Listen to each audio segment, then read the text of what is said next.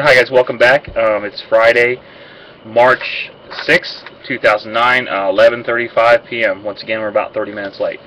Tonight we will not be covering any Amber Alert cases. We'll hope maybe do a show later after this one for updates, but we need to get to these past cases that we've been putting off each time. So again, I have Kinsley and Deborah with me tonight. How you guys doing? Doing well. How are you?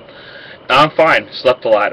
I was actually felt a little under the weather for the past couple of days, but I'm fine and dandy. And how you guys are fine?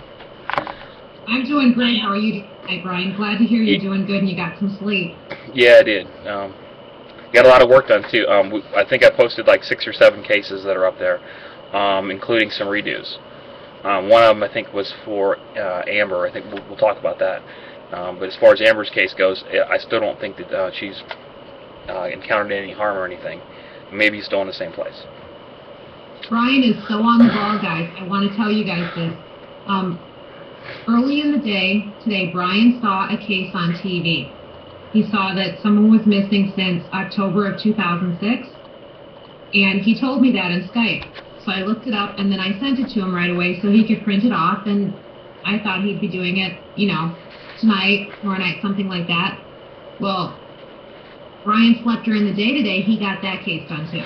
I think it's because the child's name is Samuel. One of my kids' names is Samuel. Kind of bothered me a little bit. But we'll talk about that too, in the circumstances of what has happened so far, which I think is a little odd. I know you'll agree with me on that one. Yeah, I think it's odd myself. I was not happy with things that I read. Yeah, I think that that case number will be 691. And that's Samuel. That's actually should be up now. If not, let me go ahead and make sure it's uploading. But our last case is 692 now. So 1, 2, 3, 4. Yeah, we got 6 cases done, I think, including an old case I'd worked with Gail Jack Berry. That information is posted now, along with a link to Gail's website, along with the work that they've done. And there is some breaking news on this case too. If you want to check out the link and go to Gail's website, you will see that. Okay, so let's get our cases done tonight. We have 3 tonight. Case number 288, 293, and 295. First up is Kristine Kupka. The case was requested to be open on January 14th of 2007 by Catherine. I think Catherine's asked for a lot of cases to be open, hasn't she? I recognize that name, Brian. I think she has. Now, this is a different person. This is actually her friend. Kristine is her friend. But yeah, and I remember that name though. It seems like it's coming up a lot. The case number 288 was actually opened on January 27th of 2007, and I think Deborah has information on this case for us. Yes, I do. This is for Kristine Kupka, and she has been missing since October 24th of 1998 from New York City. Her date of birth, May 3rd, 1970. She would be 38 years old right now. Height 5 feet 8 inches tall, 140 pounds. Caucasian female, red hair, blue eyes. She has a scar on her nose as well as freckles. She has pierced ears. She was wearing a lightweight black sweater, a long black skirt, and black boots when she went missing. She was 5 months pregnant at the time that she went missing. And she was scheduled to have her baby in either February or March of 1999. The last time that she was seen, she was leaving her home in the 200 block of Westminster Avenue in Brooklyn, New York, and that was on October 24th, 1998, and it was about 12:30 p.m. Her roommate, Kristine's roommate, said that her boyfriend, Rudy Persaud, P-E-R-S-A-U-D, I think that's how you spell it, so I'm not sure if I'm pronouncing it right. He arrived there to pick her up shortly before that. He seemed nervous, according to the police. Okay. She was 5 months pregnant with his child. Kristine left a message on her sister's answering machine before she left with Rudy, saying that she was going to look at his new apartment in Queens, and she'd be home in a little while. They never heard from her again after that. She did not have a coat with her, any personal belongings, or very much money on her person at the time. They did have a troubled relationship. He was her chemistry instructor in college, and she was majoring in philosophy. They started dating after she completed his class, and they continued their relationship for about 5 months, and then she became pregnant unexpectedly. And she told her friends that Rudy was not supportive of the pregnancy and that he begged her to have an abortion. Her loved ones said that she seemed frightened that he would hurt the child, but she never said that Rudy had threatened her. As it turned out, Rudy was actually married, and he only told Kristine of his marital status after she found out that she was pregnant. Apparently, he wasn't married at the time that they conceived the child. He did what a lot of guys do, I guess. He denied that he could be the father. He said he had a partial vasectomy. Now, I'm not quite sure what a partial vasectomy is, but a vasectomy is a vasectomy in my book. Sorry, but it says partial here, and that kind of confuses me. I didn't even want to think about it. No comment. Well, after a little time passed, with her saying that she was pregnant, he backed down from saying that he had a partial vasectomy. I don't know, maybe he realized it sounded ridiculous, I'm not sure. According to Kristine's family and friends, he was angry and scared, and he told Kristine that he would be disowned by his family if she carried the baby to term. He's a Guyanese immigrant, and now, with me just being a standard Lutheran Christian person, I'm not quite sure how to pronounce this, Brian. Brahmi. You're asking me? Yeah. Brahmi.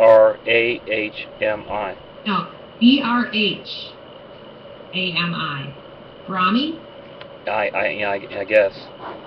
Okay, so he's a Guyanese immigrant and a Brahmi, and his father is a Hindu priest. Okay. Kristine was looking forward to becoming a single mother. She was a very smart and talented young lady. She had a 3.97 GPA in college, and she founded the school's philosophy club. She planned to go on to law school from there and become a civil rights attorney, focusing on women's issues. She supported herself while she was in college by working as a server at a Jamaican restaurant, and she did live with 5 roommates. She had $7,000 in her savings account when she went missing, but even though she actually went missing on October 24th of 1998, and she was scheduled to graduate college January 1999. She missed her midterms when she went missing, as well as her appointments with her midwife. Apparently, Kristine talked to Rudy's wife several times on the phone before she went missing. She reached the wife when she was trying to page him, and she told his wife that she didn't want to disrupt the family, but she wanted him to be a part of the baby's life, and because that was, what was emotionally best for the baby, was to have a relationship with both of the parents. Apparently, Rudy's wife was really angry at him when she found out what had happened, and despite everything that happened, Kristine still intended to list Rudy as the father on the birth certificate. She also planned to ask him for child support if it was necessary. They did have the relationship cool off prior to her going missing. They kind of got back together a bit right around the time that she went missing. And what Kristine told her friends was that he showed up on her doorstep one day, and he claimed that his wife had thrown him out of the house, and he was staying with a cousin. Now, no one knows if Kristine really believed him, but according to her family, she told him to go back to his wife. At this point, he was acting more supportive of the pregnancy, even suggesting names for the baby and offering to be the birthing coach. And at this point, too, they don't know why really he showed up on October 24th, except that he had mentioned showing her his new apartment. He claims that what he did actually was drive her to a shopping mall And he claims after that he never saw her again, that he sat in the car and waited. He actually couldn't really say where the shopping mall was or where she had been. The roommates told her family that she was missing, and so they ended up reporting that. And her family did go over to his home, and Rudy's mom, they lived with his mother. Him and his wife lived with his mother. They ended up calling the police to make sure that there wasn't going to be any kind of problems, because when they realized she was missing, they went right over there. They were pretty upset about it, justifiably so. He maintains that he drove her to a shopping mall, he waited in the car, and he just sat there waiting for her to return. After that, he claims that she finally returned, and he dropped her off 2 blocks from the home between 3 and 4 in the afternoon, and that she was going to walk to a nearby health food store. Kristine's family asked him which shopping mall he had taken her to, and he didn't know. He just claimed, oh, I sat in the car while she was shopping. Now, I find that to be unbelievable myself. Kristine's family went around questioning everyone in the neighborhood. A laundromat owner thought that he had seen her walking past, and someone at the health food store thought that they might have seen her at 7 p.m., but later on the health food store owner said that they had not seen her, based on the description of the clothing worn. So they actually only questioned Rudy one time, shortly after she disappeared. He hired an attorney then, a few days later, and he would not allow any more questioning at that point. Kristine's family got a private investigator, and they continue to try to publicize the case at this point. The investigator says, and he states this publicly, he believes that Rudy was involved in her disappearance. He's never been charged, though, and he maintains his innocence. The authorities do say that he was cooperative the one time he was questioned, but that he did not have an alibi for when she went missing, and that he did seem evasive. So at this point, they don't have any physical evidence to prove what happened to her, and there's nothing linking back to Rudy except for, his motive of, to do something to her. But they do believe that she was a victim of a homicide. She's originally from Madison, Wisconsin, and she's lived in other places throughout the U.S., and it's just really a shame that there's nothing, they can do about this.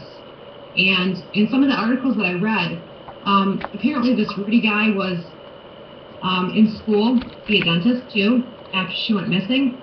And some people actually tracked him to Florida and other places that he was taking his schooling. So I don't know, but I would think that there needs to be more pressure put on this guy. And I did look at your RV on this too, Brian, on your dream drawing. So you want to go into those now? Yeah, excellent job researching on this one, Deborah. Very good. Thanks. This was done on the night of January 27th of 2007. I'm just going to read to you exactly what the dream drawings say. Going to show her surprise, Kristine, current, boyfriend poisoned her, cocktail, blue shirt, red tie, birthmark on back. Kinsey, I might need you on this one as far as the mapping goes too, because there might be a location. The body was taken, his car, 260 miles, buried here in PA State Park. Police may already have location. That's the if we can look at where she disappeared from, that 260-mile range possibly in PA State Park. Well, let me go on. The next one says, picture ST never had a boat. And it says right there, this may have nothing to do with the case at all. That usually means maybe it might be related to another dream or something, but I put it here just in case. Next one says, watch the news. He will be arrested at 11:42 a.m. Now, as far as we know, there's been no arrest in the case, correct? No, there has not. Okay. It says, conclusion. I believe that Kristine was murdered by her boyfriend and is buried in a state park in PA. I also think that the man that did this will be under arrest soon. However, it may not be for this murder. And then it mentions that, dream drawings, remote viewings could be wrong, and that doesn't actually mean that she could be dead or not. And then I've got something from Catherine, who requested it. And that's really all it says. It says cocktail. It could actually mean drug cocktail. But I wrote back and said it could be an alcoholic drink too. But there are some things with drug cocktails that do different things. That's really all I have on this one. Kinsey, I know you're looking at that. Are you able to find anything possibly close to where? Unfortunately, I don't think that Kristine's alive. Now, let me say this, not as of yet. However, I did do some searching on this, I believe it was yesterday. Okay. And there are a lot, and I will stress a lot, of parks in Pennsylvania. Okay. So yeah, that's true. Figure out, based on distance. Right. Well, I think maybe we could go back to the area, or exactly where she went missing from. Right, and I'll find out the distance to those individual Okay. parks. One other thing, I Skyped you. The person in the chat room was asking about the DD7143 that we think is the missing boater, saying it might possibly be related to the Haley case. I'm not sure, but we will look into it. I copied that for chat with you. Anything's possible, guys. I really think it's about the boaters, but you never know. You should always look into everything. So we will look into that too. So, what are your thoughts or feelings on this, Deborah? As far as the RV goes? As far as what you came up with, that the boyfriend did it, and she could be in Pennsylvania, yeah. Yeah, but that's Pennsylvania, like you said, parks are a really big area. There's a ton of parks, yes, right. There is. But with taking her address in Brooklyn on Westminster, we should be able to try to get an area that way. Right, 260 miles. Right, and I really believe the boyfriend did it, and it really bothers me that he can just get away with not talking to law enforcement, with just living his life without a care in the world, and oh wow, he doesn't have to worry about the girlfriend. Let's get a picture of this guy up here. What's that? Let's get a picture of him. Can we get that? Yep. I'll give you his photo right now. This would be a redo. I would definitely look into doing this one again too. It seemed like it came through pretty clear, and I was able to document this stuff. I'm really kind of curious to see what the drawing at the front, if it matches up to the picture of this guy. Well, you'd have to. It doesn't take much to, look to the boyfriend. I don't mean that in any way, toward you. But, in the research I've done, if he didn't do it, I would be shocked. Yeah, well, that's true. The boyfriend, generally people are murdered by people that they know. There are not too many just random murders unless they're serial killers or something. They usually have some type of relationship, either via money or via, adultery or whatever. It is usually somebody that the person knows. And, I guess love kills sometimes. Well, his life sure got a lot easier with her and his unborn child out of the way, didn't it? Yeah. And one thing... He didn't get disowned by his family or thrown out of his religion or any of that type of thing either. It's a crock, if you ask me. Yeah, let's get a picture of him up there. I'll get that posted and mark this one to redo, too. Okay, let's move on. The next case is case number 293. Let me get the picture up real quick. And this is Kiplyn Davis. The request came from Corey on January 14th of 2007. I got the case open on February 3rd of 2007. And I think, Deborah, again, you have more information for Kiplyn. Yes, I do. I just put the image link in Skype. I get it. Thank you. That's going up right now. In here.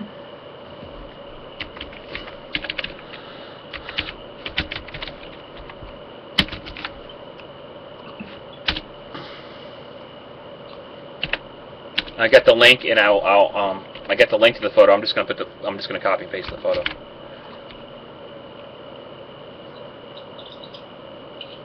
Okay, Kiplyn Davis. She's been missing since May 2nd of 1995 from Spanish Fork, Utah. They classify this as a non-family abduction. Her date of birth is July 1st, 1979. 15 years old when she went missing, 5 feet 3 inches tall, 110 pounds. Caucasian female, red hair, light blue eyes, pierced ears, and a small birthmark on the back of her neck. She does have a few freckles, and her hair is naturally curly. She had a cut and bangs, and it was below her shoulders at the time that she went missing in May of 1995. She was very self-conscious about her physical appearance at that age, and she may have also been wearing a lower retainer at the time.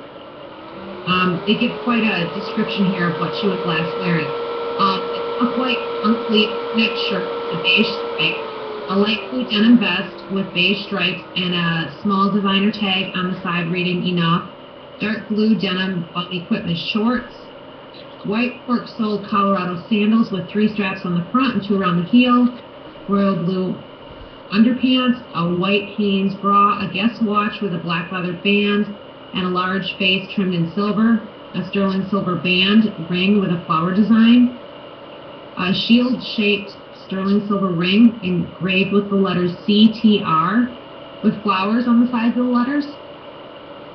She was last seen at the Spanish Fork High School, and she was a sophomore at the time when she went missing. She attended driver's ed class early in the morning, and she attended the morning classes. She ate lunch with her friends, but then she did not show up for her 4th and 5th period classes after lunch.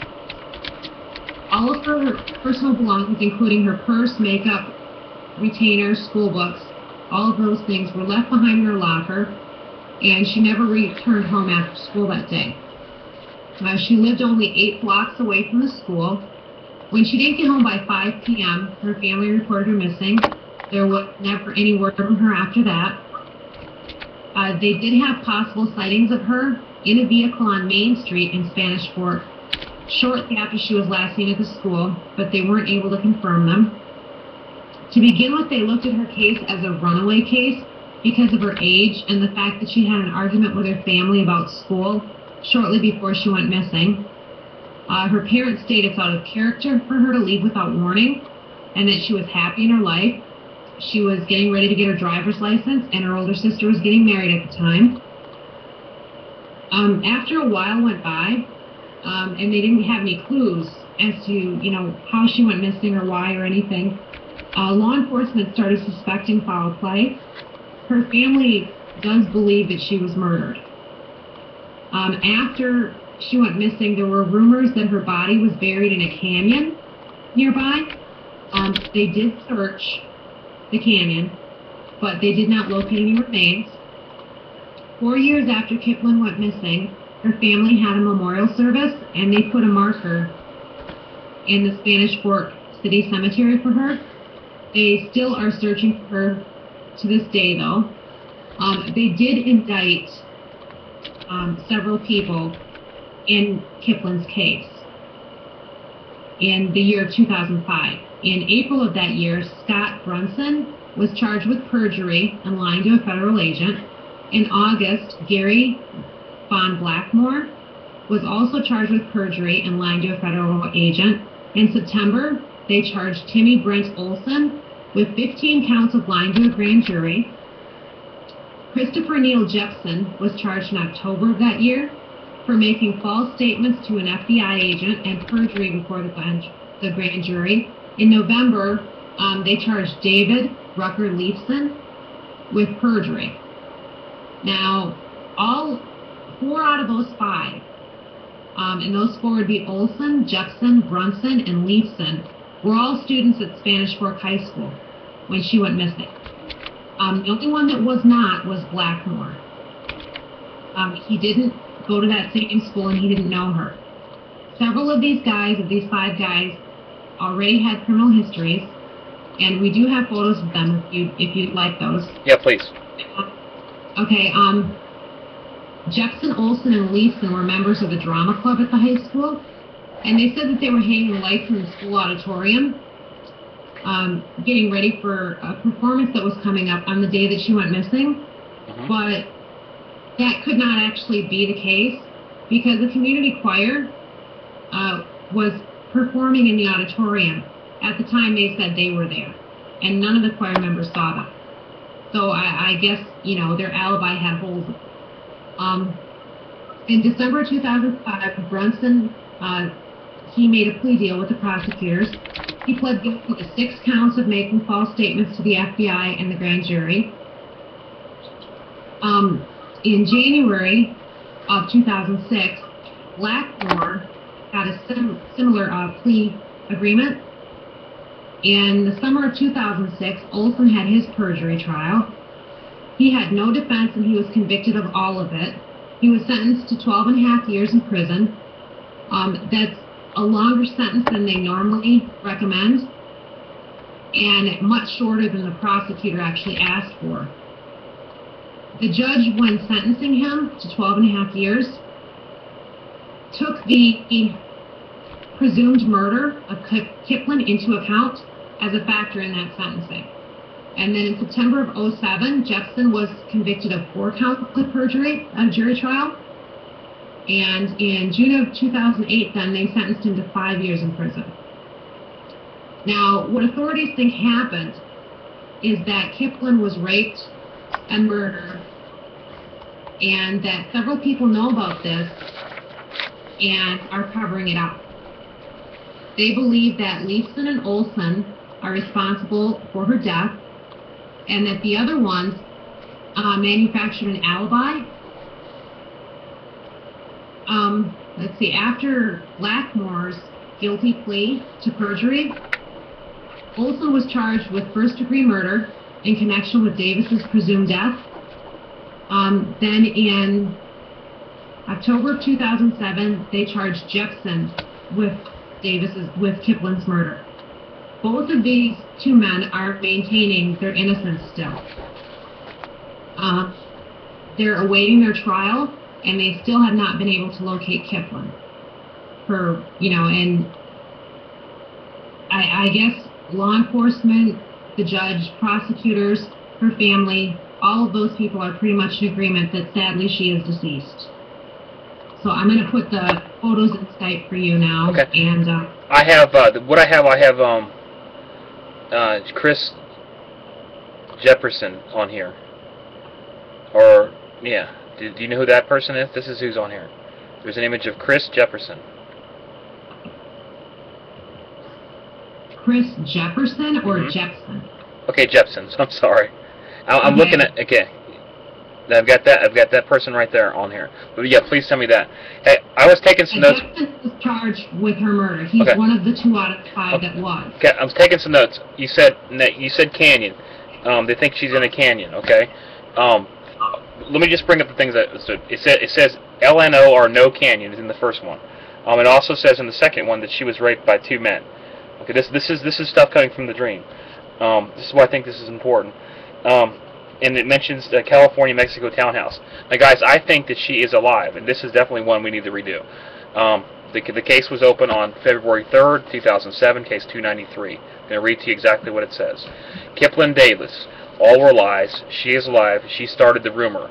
And then it says, I had before, it said no canyon, but I looked at the top. It says there's an L in front of that, but that might be something different. It actually might say no canyon.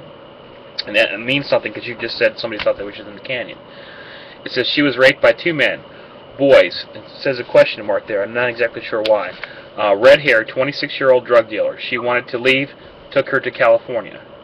Next one is a drawing of some type of, to me it looks like a townhouse. It says near California, Mexico border, and it also says the word townhouse. As far as looking at this, there's no symbols or anything I would recognize as her being dead. Any comments on that? I mean, you said canyon, and that's what kind of got my attention. That's why I started writing this stuff down. Right, there was the rumors that her body was in the canyon, Okay. but they searched extensively and they found no evidence of that. Okay, well, she still could be, but I'm just saying that's on this thing right here from And February. once again, you are not of the popular belief that someone is deceased. We see that happen. from Right, time but to time. maybe it's all maybe hoping and wishing, but it's no. I mean, I hope that she's alive. I don't see, looking at this, I don't see any reason why she wouldn't be, despite whatever reports say or whatever. But we need to redo this because looking at this, there's no possible way that Kinsley can find a location of what's on these three dream drawings here.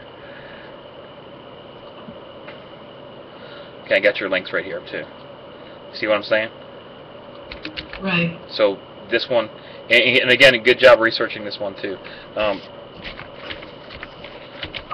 We got 15 minutes to go. Okay, so we're going to get to this one definitely. I've got the links up that Deborah just sent me for the other pictures. They're all images. I'll have to do those in just a second. But looking at this, yeah, I don't think that she's deceased. Okay, the final case for tonight is case number 295, which is Tabitha Tuders. The case was requested to be opened by Andrea on January 14th of 2007. Case was opened February 4th of the same year, and Deborah has the information once again. Yes, I do. For Tabitha Tuders, her middle name is Danielle, so this is Tabitha Danielle Tuders. She's been missing since April 29th of 2003 from Nashville, Tennessee. Her date of birth is February 15th, 1990. 13 years old when she went missing. She would be 19 years old right now. Height 4 feet 9 inches tall to 5 feet 1 inch tall. When she went missing, 90 to 100 pounds. Caucasian female, sandy blonde hair, blue eyes. She has a birthmark on her stomach and a scar on her finger. She has pierced ears, and she does have freckles. She was last seen wearing a light blue shirt, mud jeans, and Reebok sneakers. She was last seen on April 29, 2003 by her family at about 7 a.m.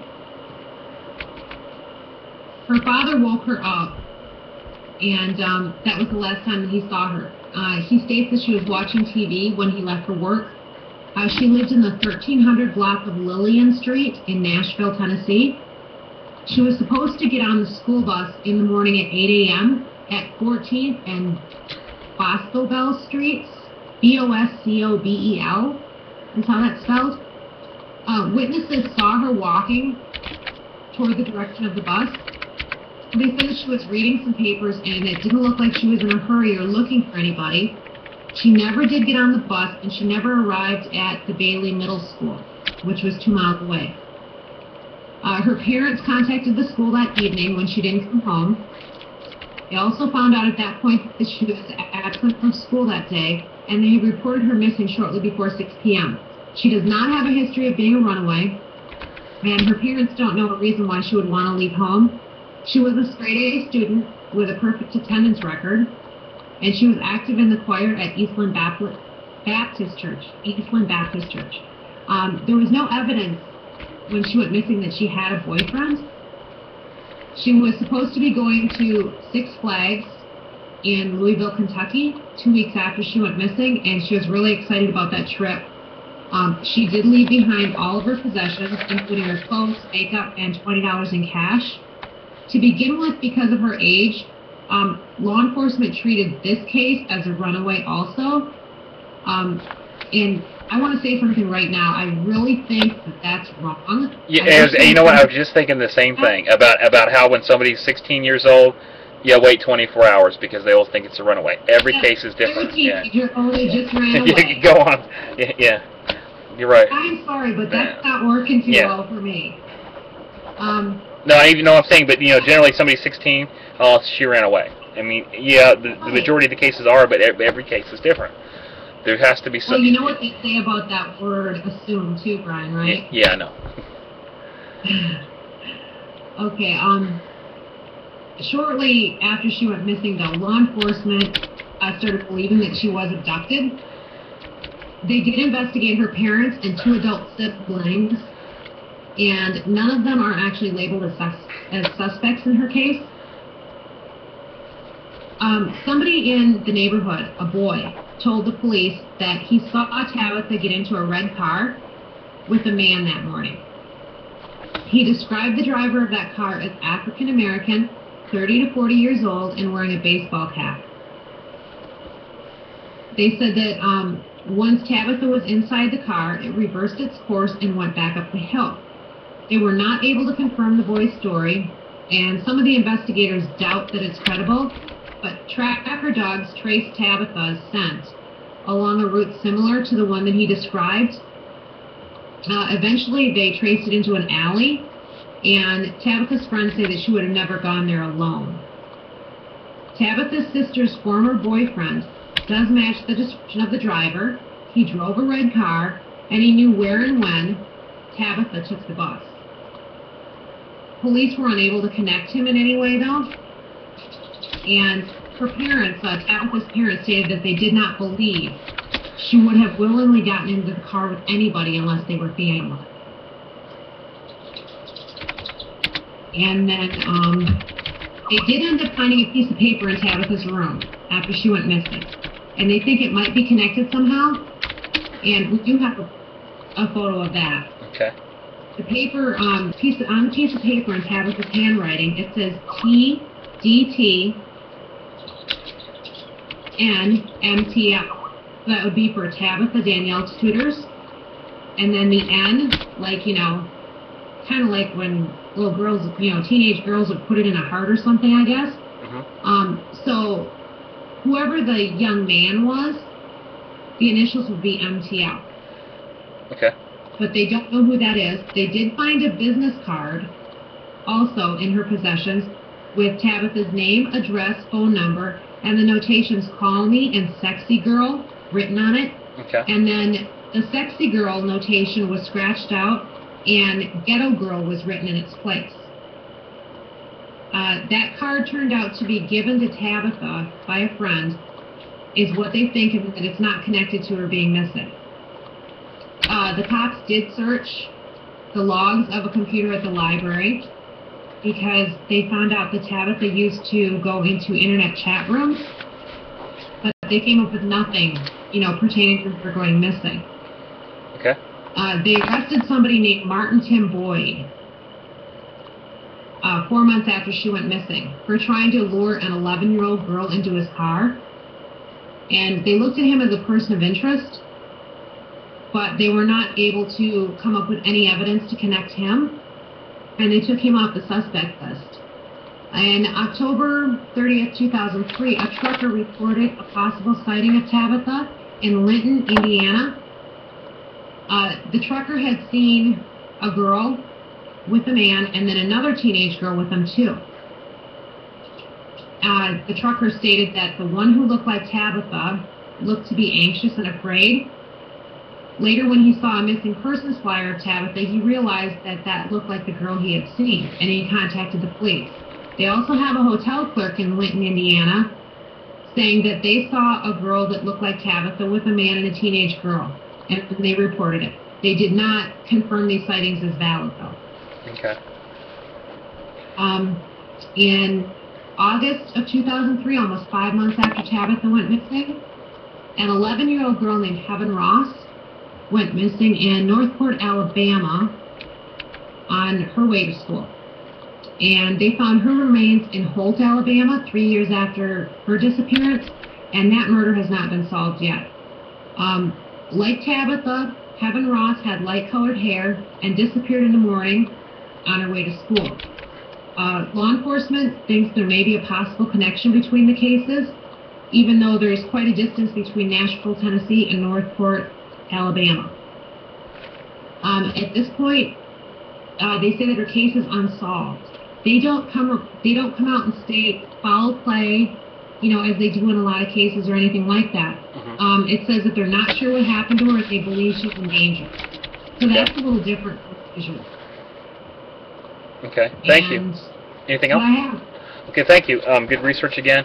Okay, looking at this and what you said, there was not too much I found that was similar to these dream drawings, except for where it says AOL on the bottom. AOL, it would be, let's see what the date. When did she go missing? Tabitha went missing, let's see. Okay, I got it, 2003. That would be the time frame when America Online was probably the most popular internet chatting, dating, whatever thing. So that might be something to do with the The internet stuff you're talking about? You know what I'm saying? Right, yes. Okay, here's what it says. Guys, we got 5 minutes. Tabitha, this man took her. Looks like a girl. ST. Kevin took her. He knows her and where she will be found. 26 male, $1,000 in cash by Kevin. Guys, I think this is human trafficking. I'm almost positive on this one. Meth, drugs are to blame. Nashville Hotel, Music Bar. That's the second one. Again, you can see this as case number 295. He has taken another girl. Both are safe in Canada. Fake, I don't know what that means. 21, 16, sex ring, check AOL. Okay, I'm guessing what we could do is look for modeling sites. Like I said, a lot of modeling sites are post girls for other reasons, and maybe get some people that we know that are into the that actually do the investigations as far as some of these sites go. And there are some in Canada. But like I said, keep your eyes open for her. We're going to post her picture up. If you see her anywhere, please report it to the police or call 1-800-THE-LOST.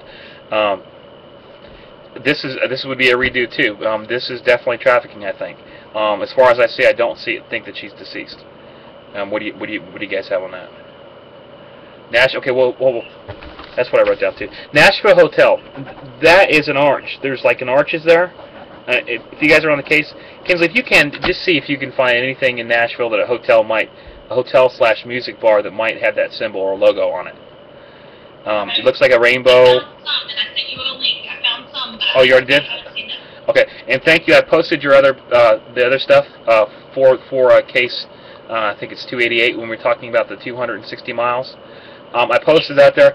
I don't know that. I mean, I have no idea. But I mean, that Greenwood Furnace State Park. That's Furnace State Park, 260 miles away. That is posted up for that case. Right, and it may not be that one, but it's somewhere in that vicinity. Okay. It appears. Okay. But back to this case here. We'll look up the Nashville motel.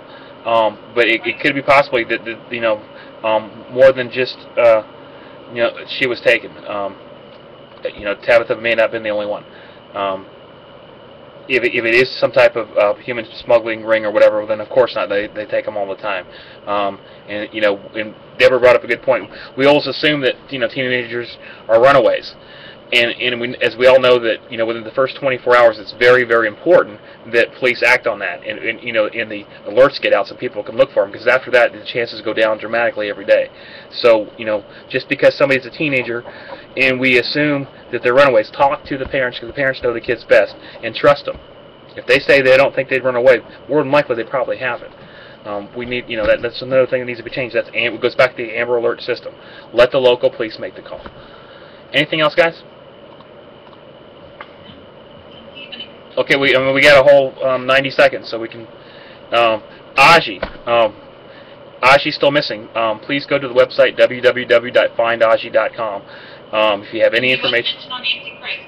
Good. And I heard another story that Oprah might be doing something for him, and I hope that's true. Did you guys hear anything like that? No. Okay. Well, I heard something through the grapevine that Oprah Winfrey might be doing something for him. Thank you, Nancy, and thank you, Oprah. Yeah, thank you guys. One other thing, I apologize for not getting Tabitha's picture up right away. I had skipped it. The picture you were looking at was a previous case, but I did put her picture up there, and she was just up there now. That's who we're still looking for. As far as this case goes, it needs to be redone, and probably as soon as possible too. Okay, that's 3 out of 6 redos tonight. Yeah, and thank you, Deborah. You did a lot of work for this show tonight, and I appreciate it. And you too, Kinsley. And I'll get any other additional information as we've been talking. I've been posting the pictures and maps and stuff like that. They're up there. Okay, and thank you guys for listening and chatting, and I'll be in the chat room for a little while. Good night.